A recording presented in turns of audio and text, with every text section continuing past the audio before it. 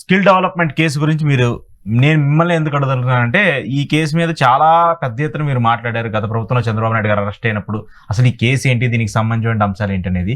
ఇప్పుడు అసలు ఈ కేసులో ఏమీ లేదని చెప్పేసి సిఐడి అధికారులు చెప్పడం ఏంటి, ఆ కేసుని క్లోజ్ చేస్తున్నామని చెప్పేటువంటి అంశం రావడం ఏంటి? అప్పుడు కూడా ఈ కేసు పెట్టింది కూడా సిఐడి అధికారులే.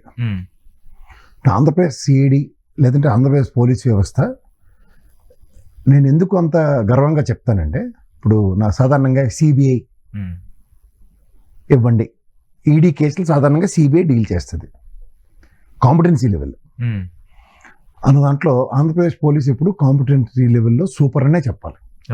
లాస్ట్ మీరు టెన్యూర్ కనుక తీసుకుంటే స్కోచ్ అవార్డు వచ్చింది ఏపీ పోలీస్కి. సో అంచేత don't under estimate and don't undermine police. Political compulsions అన్న దాని యాంగిల్లో కనుక మనం మాడాలంటే దానికి వికృత రూపం ఉంటుంది. దాని పోలీస్ వ్యవస్థకి నేను జత చేసి మాట్లాడలేను.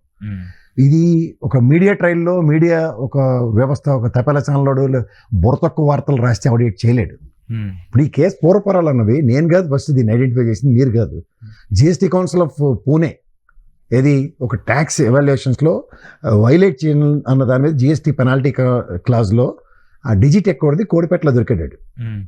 వాడు చెప్పిన అబద్ధం ఏంటి, సీమెన్స్కి ఈడే పెద్ద పోటుగాడని. సీమెన్స్ నేను తన్ని తగిలించాడు బయటికి. ఆ టైంలో ఆ టెన్యూర్లో జరిగింది అని మనం చాలాసార్లు వివరించాం. తదనంతర పరిణామాల్లో ఐటీ డిపార్ట్మెంట్ రైట్స్ జరిగాయి, ఈడీ దాన్ని ఆస్తులు జప్తు చేసింది. సిఐడి అధికారులు ఇప్పుడు ప్రజెంట్ వాళ్ళకున్న ప్రెషర్స్కో లేదంటే ఇప్పుడున్న కేసుల యొక్క డెన్సిటీ ఎక్కువయ్యో ఆ కేసు మీద వాళ్ళు ముందుకు వెళ్ళలేకపోవచ్చు అని చెప్పొచ్చు. ఎందుకంటే ఇదంతా కోర్ట్ ఆఫ్ లాలో సబ్మిషన్ అయిపోయి ఉంది.